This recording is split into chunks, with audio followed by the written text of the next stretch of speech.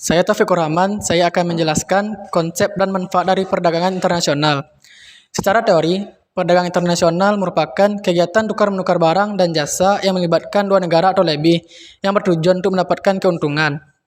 Perdagangan internasional disebut juga sebagai perdagangan yang dilakukan oleh penduduk suatu negara dengan penduduk negara lainnya. Penduduk negara ini maksud bisa terdiri dari suatu individu, individu dengan pemerintah suatu negara maupun pemerintah antar negara. Adapun yang dimaksud pihak individu di sini adalah bukan individu perorangan, tetapi warga negara pemilik perusahaan, lembaga pemerintahan, dan organisasi dagang lainnya. Ketika suatu negara menjalin perdagangan internasional dengan negara lain, ada banyak manfaat yang dapat dirasakan dari kedua belah pihak. Beberapa manfaat yang dapat dirasakan dari perdagangan internasional adalah: yang pertama, terjalinnya persahabatan antar negara. Yang kedua, bertambahnya pendapatan suatu negara, salah satunya dari penerapan biaya impor. Yang ketiga, terpenuhinya kebutuhan barang atau sumber daya yang tidak dapat dihasilkan dari dalam negeri. Yang keempat, bertambahnya pangsa pasar sehingga memperoleh pendapatan yang lebih. Yang kelima, bertambahnya ketersediaan jumlah barang. Yang keenam, terjadinya pertukaran teknologi sehingga mempercepat pertumbuhan ekonomi suatu negara. Yang ketujuh, terciptanya lapangan kerja baru dan memperluas kesempatan kerja. Yang kedelapan, meningkatnya jumlah kualitas produksi suatu negara. Saya Disha Puan Azizah akan menjelaskan materi tentang faktor pendorong dan penghambat dalam perdagangan internasional. Yang pertama itu faktor pendorong. Satu, adanya perbedaan sumber daya baik sumber daya alam maupun sumber daya manusia. Yang kedua, adanya perbedaan penguasaan teknologi dalam mengolah sumber daya alam tersebut. Perbedaan biaya produksi. Perbedaan biaya produksi ini, karena adanya perbedaan biaya produksi, maka harga suatu barang tersebut tergantung dari hasil biaya produksi tersebut. Jika suatu negara itu bisa menekan hasil biaya produksinya, maka harga barang itu akan jauh lebih murah. Dan sebaliknya, jika negara itu tidak bisa menekan biaya produksinya, maka harga barang itu akan jauh lebih mahal. Selanjutnya, perbedaan selera masyarakat. Ada sebagian masyarakat yang lebih menyukai ketertarikan terhadap barang impor, sebab barang impor tersebut lebih unik dan lebih bagus kualitasnya. Contoh barang-barang impor itu yaitu seperti barang branded, yaitu Dior, Celine, dan sebagainya. Selanjutnya, faktor pendorong itu bisa memperoleh keuntungan atau meningkatkan pendapatan. Selanjutnya, kelebihan hasil produksi. Suatu negara jika kelebihan hasil produksi, maka ia akan mengekspor hasil produksinya itu kepada negara lain dan akan mendapatkan suatu pendapatan. Era globalisasi. Di dalam era globalisasi ini, suatu negara tidak bisa hidup sendiri dan saling bergantungan kepada negara lainnya. Faktor penghambat. Adanya kebijakan proteksi. Kebijakan proteksi ini setiap negara akan berbeda atau bisa menyulitkan dalam perdagangan internasional. Selanjutnya, faktor penghambatnya perbedaan metode pembayaran dan rendahnya sumber daya alam atau sumber daya manusia suatu negara tersebut yang bisa menyebabkan menghambat suatu perdagangan internasional. Baiklah, saya Laila Hasna akan menerangkan materi tentang teori perdagangan internasional. Terdapat 4 teori perdagangan internasional. Yang pertama yaitu teori merkantilisme. Istilah merkantilisme berasal dari bahasa Inggris yaitu merchant, yang artinya pedagang. Artinya, dalam paham teori merkantilisme, jika setiap negara ingin maju, maka harus melakukan perdagangan dengan negara lain. Akibatnya, sumber kekayaan negara akan diperoleh dari surplus perdagangan luar negeri dalam bentuk emas atau perak.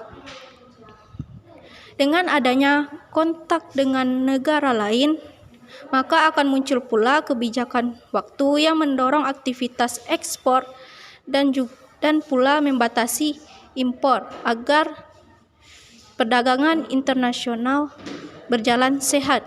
Adapun tokoh-tokoh yang mengemukakan teori merkantilisme, yang pertama yaitu Jean Bodin. Teorinya yaitu teori uang atau harga meningkat karena impor dari luar negeri dan pajak yang perlu dikeluarkan. Yang kedua ada Thomas Moon. Menurutnya, pendapatan dari surplus perdagangan atau lebih tinggi dapat membuat negara makmur secara ekonomi. Yang ketiga terdapat Jean Baptiste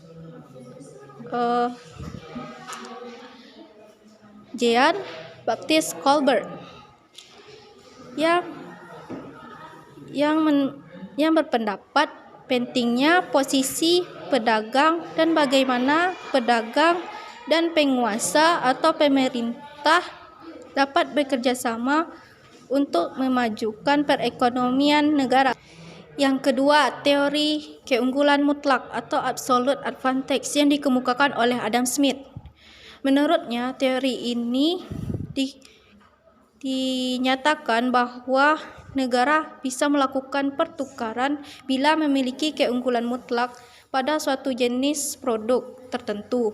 Artinya, negara itu bisa memproduksi produk tersebut dengan biaya yang lebih murah dibandingkan negara lain dan akan melakukan spesialisasi terhadap produk tersebut. Yang ketiga, teori keunggulan komparatif atau comparative advantage yang dikemukakan oleh David Ricardo. Menurutnya, dalam teori ini disebutkan bahwa kedua negara akan saling melakukan pertukaran bila masing-masing negara memiliki keunggulan secara komparatif di salah satu produk.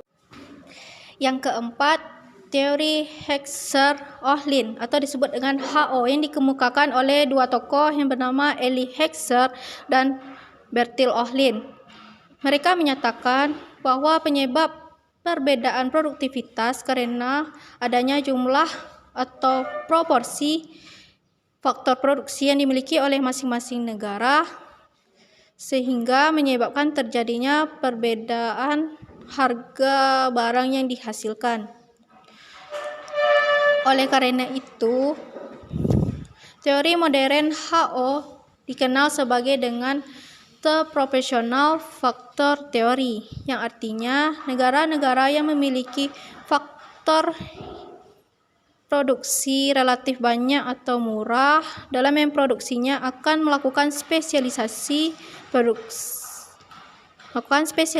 produksi untuk kemudian mengekspor barangnya.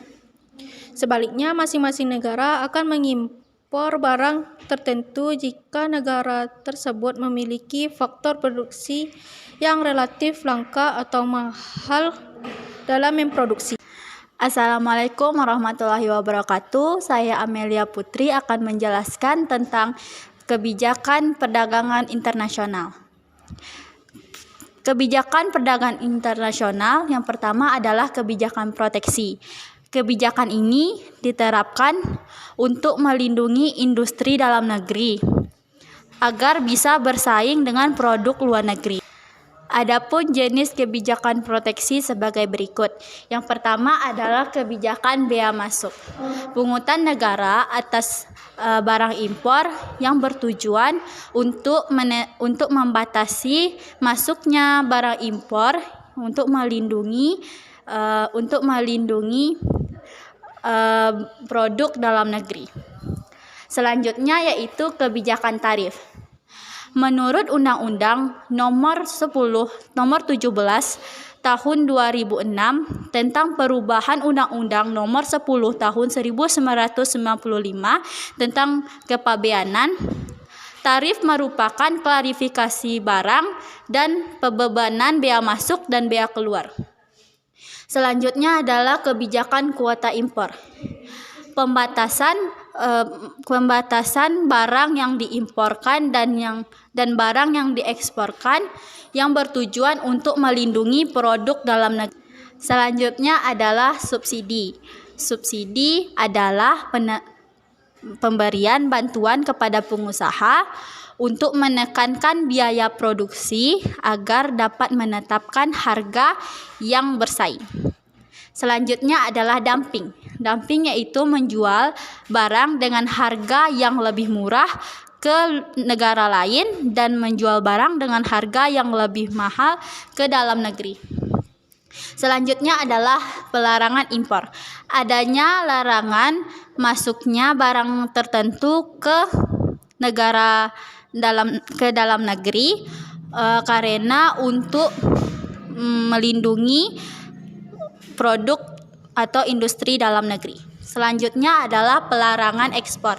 Adanya larangan mengekspor barang tertentu ke negara lain dengan berbagai pertimbangan. Yang terakhir adalah diskriminasi harga, yaitu memberlakukan harga yang berbeda untuk suatu negara ke negara lain. Kebijakan perdagangan internasional selanjutnya adalah kebijakan perdagangan bebas. Kebijakan perdagangan bebas adalah penghapusan kebijakan atau menghilangkan hambatan-hambatan yang biasanya berlaku dalam suatu perdagangan internasional. Berikut adalah manfaat dari kebijakan perdagangan bebas. Yang pertama adalah konsumen memiliki pilihan produk di pasaran dengan harga murah dan berkualitas. Selanjutnya adalah terciptanya kualitas produk dan teknologi modern sehingga mampu bersaing. Selanjutnya adalah setiap negara akan berlomba-lomba untuk mengefisienkan biaya produksi. Dan terakhir adalah mobilitas atau arus pertukaran sumber daya manusia dan modal semakin meningkat. Saya Fitrah Madini akan menjelaskan tentang neraca pembayaran. Pengertian dari neraca pembayaran adalah suatu catatan ringkas dan sistematis dari semua transaksi ekonomi internasional dari suatu negara ke negara lain dalam kurun waktu tertentu. Transaksi yang ada di dalam neraca pembayaran terdiri dari transaksi debit dan transaksi kredit. Adapun tujuan pembuatan neraca pembayaran yang pertama adalah memberikan informasi kepada pemerintah mengenai posisi pembayaran internasional. Yang kedua adalah membantu pemerintah dalam menetapkan kebijakan fiskal dan moneter serta perdagangan dan pembayaran internasional. Yang ketiga adalah alat untuk mengukur berapa besar utang dan piutang negara terhadap luar negeri. Yang keempat adalah mengukur keadaan perekonomian dan posisi keuangan internasional di suatu negara. Adapun komponen neraca pembayaran yang pertama adalah transaksi berjalan. Neraca pembayaran meliputi kegiatan ekspor dan impor barang. Ketentuannya sebagai berikut. Yang pertama, apabila nilai ekspor lebih tinggi dibandingkan nilai impor disebut surplus. Apabila nilai ekspor lebih rendah dibandingkan nilai impor disebut defisit. Apabila nilai ekspor proporsional dibandingkan nilai impor disebut seimbang. Neraca jasa adalah transaksi jasa dari suatu negara ke negara lain. Contohnya jasa pariwisata, pengiriman tenaga kerja, jasa asuransi dan dana pensiun, jasa keuangan dan lain-lain. Pendapatan primer yaitu pendapatan kompensasi tenaga kerja dan pendapatan investasi, baik investasi langsung, investasi portofolio, dan investasi lainnya. Pendapatan sekunder yaitu penerimaan dari tenaga kerja Indonesia. Yang kedua adalah transaksi modal. Neraca yang mencatat transaksi penerimaan dan pembayaran penanaman modal di suatu negara. Yang ketiga adalah transaksi finansial, yaitu neraca yang mencatat transaksi investasi langsung, investasi portofolio, dan investasi lainnya. Kerjasama yang dilakukan oleh suatu negara dengan negara lain yang saling menguntungkan pada bidang ekonomi untuk meningkatkan kesejahteraan dan penumbuhan ekonomi. Jenis-jenis kerjasama. Yang pertama adalah kerjasama bilateral, yaitu kerjasama yang melibatkan dua negara atau hanya dua negara yang menjalin kerjasama.